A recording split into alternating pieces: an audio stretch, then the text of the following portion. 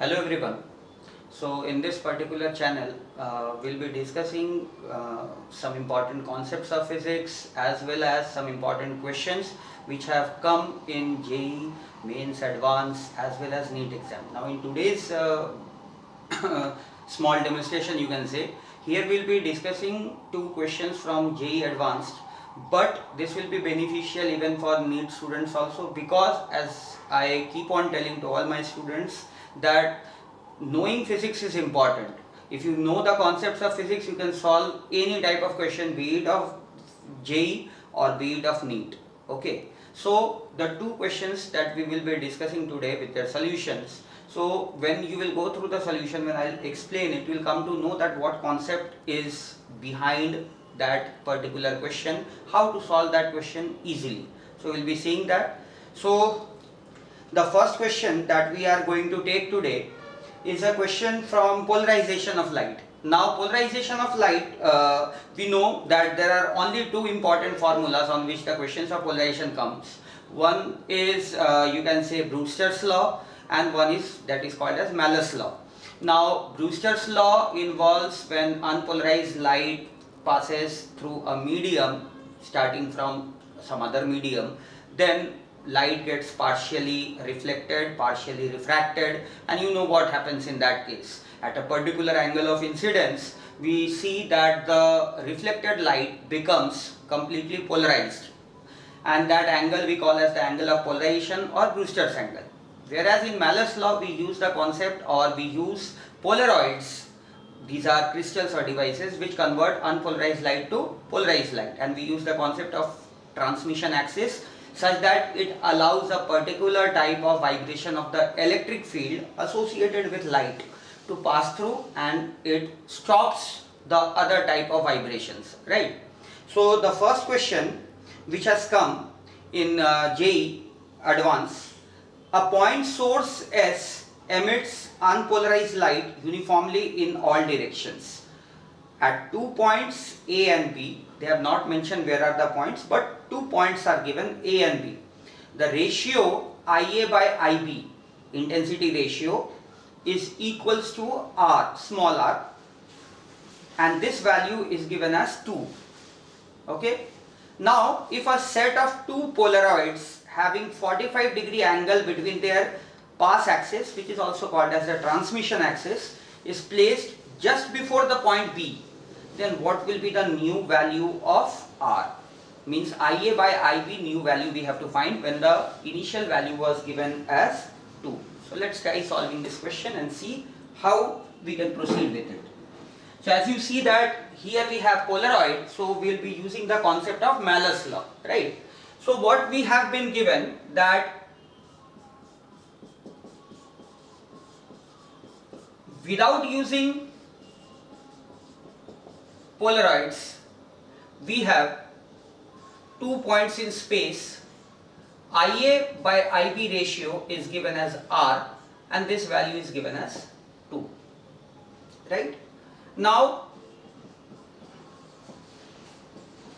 when Polaroids are placed before the point B. Now when we place the Polaroids before the point B, let's see what they have given. We have two Polaroids, and they have given in the question that 45 degree is the angle between their pass axis. So this angle is given as 45 degree. Now here we have the point B. Now the light which was reaching without the Polaroids, its intensity is, this is unpolarized light, its intensity earlier was IB, which we have taken over here. Now since it is unpolarized light, when it passes through the first Polaroid, then since it is unpolarized light, its intensity will become how much? IB by 2. Now this value becomes IB by 2. Now next what happens? We have 45-degree angle. So the light which will pass out of this, we have to use Malus law, which says the new intensity at the point B. What will be its value now? Now we will say it is the initial intensity, which is IB by 2, cos square theta. What is the angle? 45 degree. So cos square 45. Cos 45 is 1 by root 2. So cos square 45 will become 1 by 2. So it becomes IB by 4. So earlier we had the ratio IA by IB as 2. Now what they are asking, the new value of R. So R new, you have not placed a Polaroid in front of A, so it will be IA only. But we have to use over here IB dash. So what is IA by IB dash? You can see is IB by 4. So you can keep IB over here, 4 will go up. But IA by IB, initially it was 2. So what does it become? 4 into 2, that is 8. So the new value of the ratio of intensities at the points A and B is equals to 8. So you saw the question can be solved very easily. Okay. So now we'll be moving to the next question.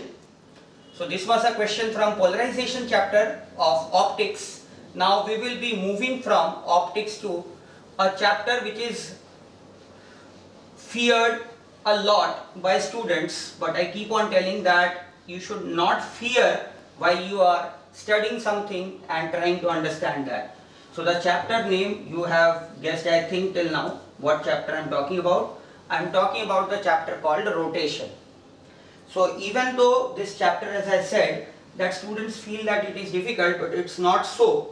We will understand the concept, an important concept of rotation, how we should not make mistakes while solving that particular problem, which has also come in JEE Advanced. Now this question, let me first read out the question. You can see on your screens the question.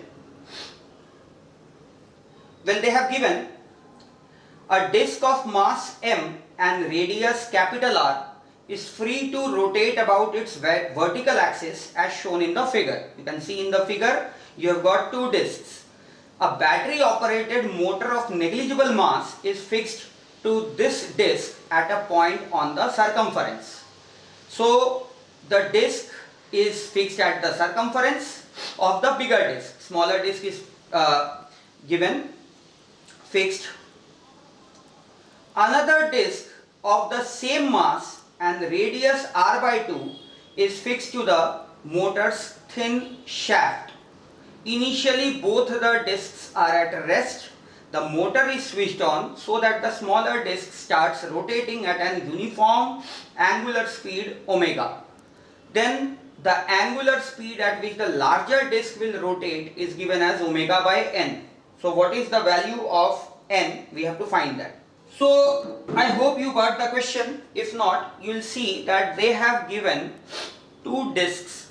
Now the second disk, which is the smaller one, has the same mass as of the larger, but its radius is half of the larger.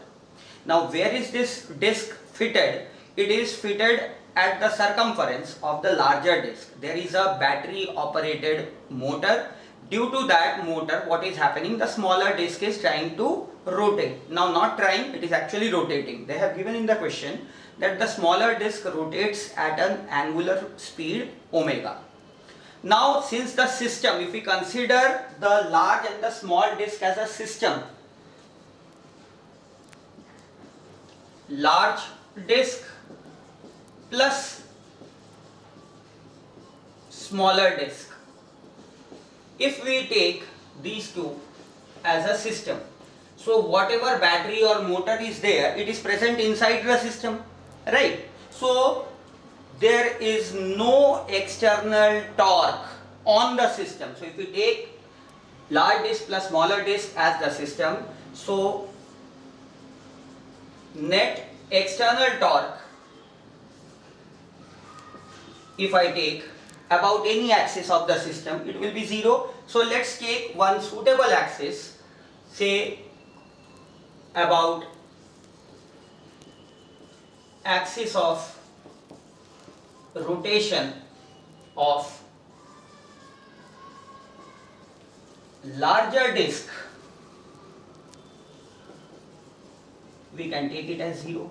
Now since the battery driven motor is a part of the system and inside it, so it will not give any torque. So we can take torque about any axis. The suitable axis will be when you take the axis of rotation of the larger disk. Why? Because the axis of rotation of the larger disk is static. The smaller disk axis of rotation is rotating and moving along with the smaller disk. You will see or understand how it is so. So if you see the top view of the disks, you will understand. So top view, you have, this is the larger disk, this is its axis, and its radius has been given as capital R. Now let me write over here, larger disk mass is given as capital R, M, and radius is R, whereas the smaller disk mass is given as capital M but radius is R by 2. So by a battery driven motor, this smaller disk is fixed on the battery driven motor, which in turn is at the circumference of the larger one. So we have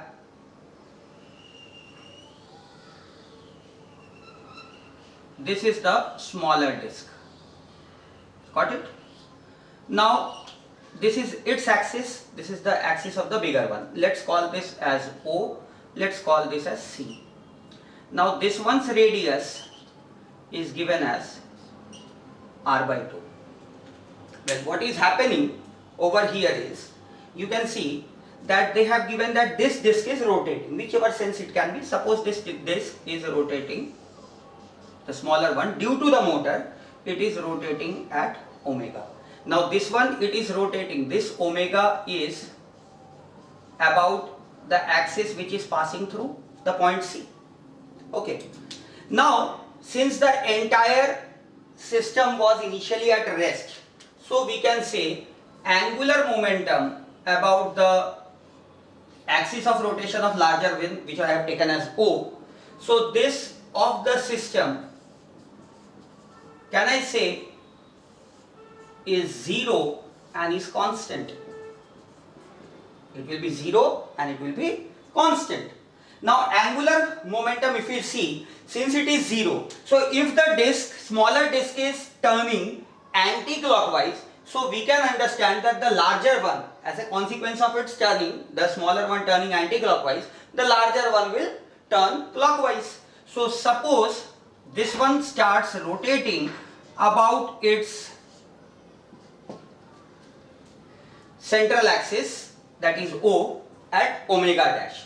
Now the larger one is undergoing pure rotation, whereas the smaller one, if you see, it is, what it is doing? It is rotating about its axis, and its center of mass, which will be at C, it is also turning. It is also turning. Can you see? As the larger one is rotating, so the center of mass of the smaller disk, it will be moving in a circular path, of radius capital R about O. So center of mass of the smaller disk is translating. So we can say center of mass of smaller disk translates along a circular path around which point? O. That is in a circular path of radius capital R. So what we can say now, that the smaller disk is undergoing combined rotation and translation. It itself is rotating about its CM axis, which is passing through C, and its CM, which is C, is also turning in a circular path around O. Clear? So now if I see the point C, this point C, since it is moving in a circular path, what can we say about it? If you see just the circular path of C, I am drawing it here. So this C, which is the center of mass of the smaller disk, now since the larger disk is rotating at omega dash, so it will have a speed omega dash into r, since it is moving in a circular path. In which sense it is moving? Clockwise. Now if I write the total angular momentum, what will I write? I will write this is angular momentum of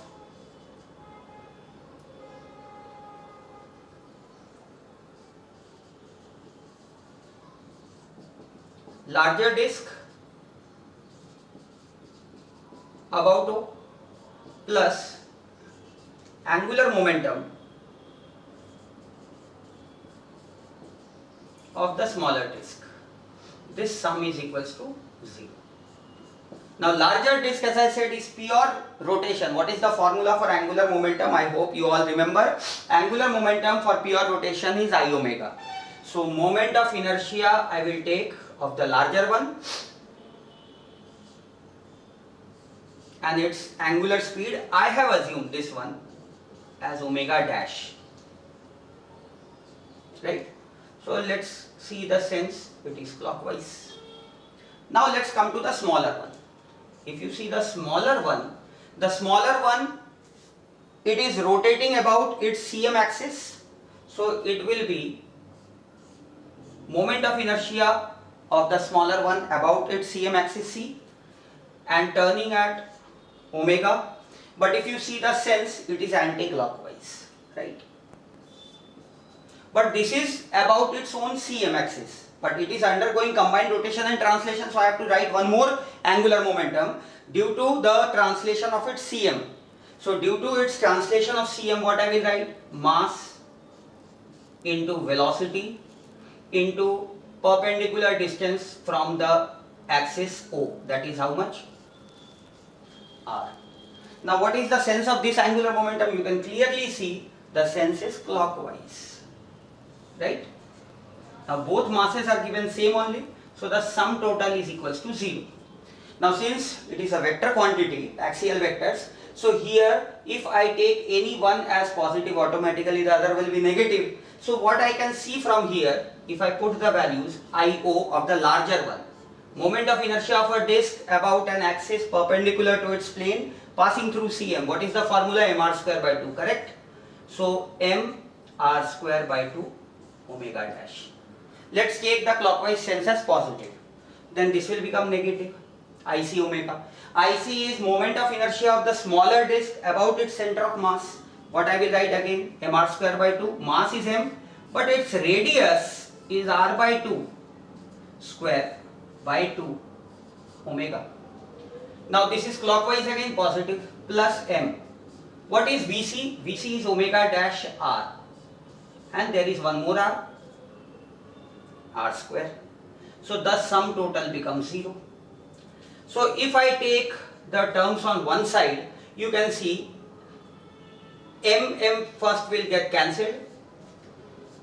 Now what happens? Omega dash r square by 2 plus omega dash r square. So if you add these two, omega dash r square by 2 and plus omega dash r square, so this becomes